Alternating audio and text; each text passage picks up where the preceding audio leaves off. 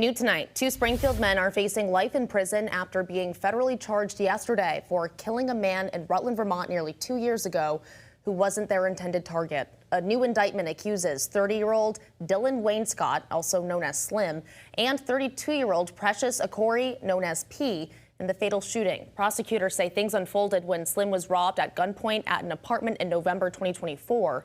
10 days later, Slim, P, and two locals were looking for a rival dealer involved. The victim, who was not the rival dealer, arrived at the home the suspects were targeting.